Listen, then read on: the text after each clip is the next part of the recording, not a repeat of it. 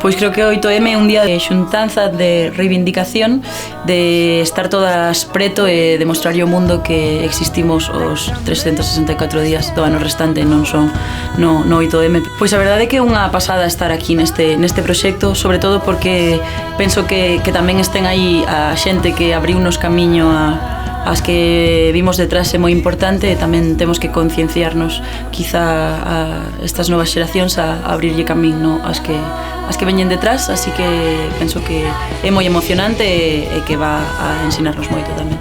Pois diríalle que teña paciencia sobre todo e que non se deixe facer de menos, non? Que se teñen unha idea clara que vayan a por ela independentemente do que estean dicindo ao redor.